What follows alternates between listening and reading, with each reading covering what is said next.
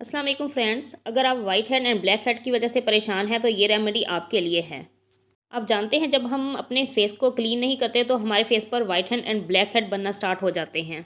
हम अक्सर उसे ख़त्म करने के लिए सुई का इस्तेमाल करते हैं, वो हमारे लिए ठीक नहीं होता, उससे हमारे फेस पर निशान बनना स्टार्ट हो जाते हैं। आज एक ऐसी रेमेडी शेयर करूँगी जिसके इस्तेमाल से चंद दिन में ही आपके white head and black head ख़त्म हो जाएंगे।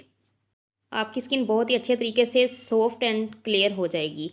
सबसे पहले हमें जिस चीज़ की ज़रूरत है वो है ग्रीन टी। ग्रीन टी हर घर में ही इजीली अवेलेबल होती है। हमें 1 चम्मच ग्रीन टी का चाहिए। सेकंड जो चीज़ है वो हमें चाहिए मुल्तानी मिट्टी, जो हम सालों से यूज़ करते आ रहे हैं। इसके बहुत सारे फ़ायदे हैं। ये भी हमें 1 चम्मच ही चाहिए। हम इसमें 1 चम्मच मुल्तानी मिट्टी के ऐड कर लेंगे और इसे मिक्स कर लेंगे। इसके बाद हमें तीसरी जो चीज़ चाहिए वो है दही। दही हमारी फेस को मॉइस्चराइज़ करता है और हमारे फेस से दाग धब्बे भी रिमूव करता है। इसे इसमें मिक्स करके आप इसे अच्छी तरह मिक्स कर लेंगे। मिक्स करने के बाद आपने इसे अपने फेस पर अप्लाई करना है। फेस पर अप्लाई करने के बाद हल्का सा रब करेंगे। उसके बाद आप तकरीबन 15 मिनट के लिए लगा रहने देंगे, छोड़ देंगे। उसके बाद अपना फेस धो लेंगे।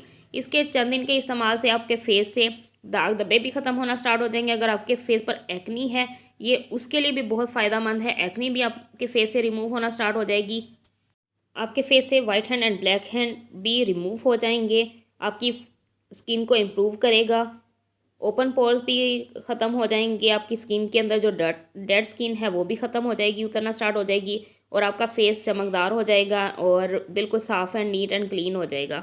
इस रेमेडी की सबसे अच्छी जो बात है वो ये है कि ये ऑल टाइप स्किन के लिए बेस्ट है। इसका कोई भी साइड इफ़ेक्ट नहीं है। हर कोई इसे इस्तेमाल कर सकता है और इससे फ़ायदे उठा सकता है। उम्मीद है आपको वीडियो पसंद आई होगी। अगर पसंद आए तो लाइक एंड कमेंट ज़रूर किया करें, और जो लोग न्यू हैं मेरी वीडियो पर तो सब्सक्राइब करके जाना। अपना ख्याल रखिएगा। नेक्स्ट वीडियो में मुलाकात होगी। अल्लाह हाफिज़।